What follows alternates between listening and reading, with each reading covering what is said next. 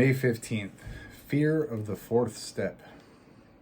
As we approach this step, most of us are afraid that there is a monster inside of us that, if released, will destroy us. Basic text, page 27. Most of us are terrified to look at ourselves, to probe our insides. We're afraid that if we examine our actions and motives, we'll find a bottomless black pit of selfishness and hatred.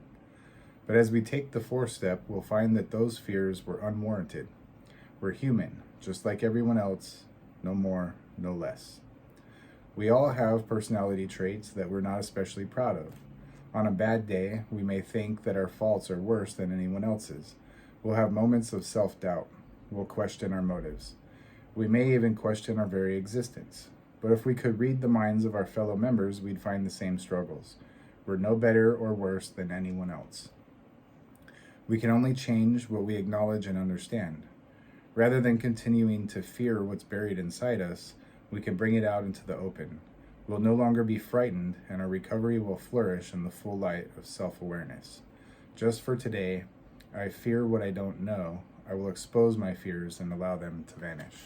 I'm Herb the Addictaholic. This is Just for Today. And just last night, a good friend of mine spoke at one of the meetings I run. I asked him to come out, and he did, and I'm grateful for that. I love the way he speaks, and he tends to reach people pretty easily.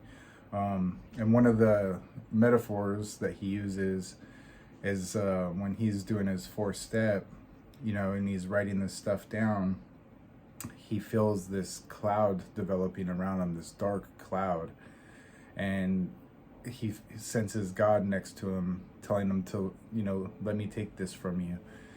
But I want you to make it bigger. I want you to make this dark cloud as big as you can before I lift it away from you.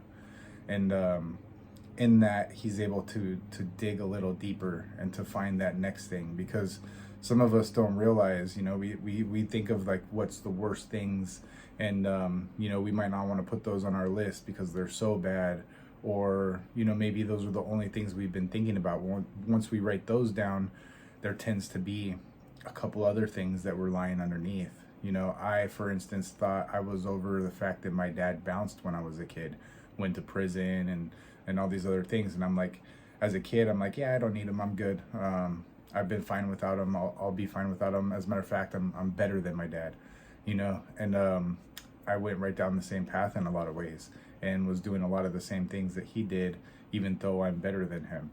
And so that even thinking I'm better than him was kind of a negative frequency, so it took me doing the fourth step to uncover that I wasn't really over that I was still holding some deep resentments towards my father for bouncing and not being around for pretty much my whole life, so these are things that like I thought I was over, but I wasn't, that I was focused on other things in that resentment list that kind of buried that. So going through it, doing it, building up that dark cloud and handing it over. That's what it's all about.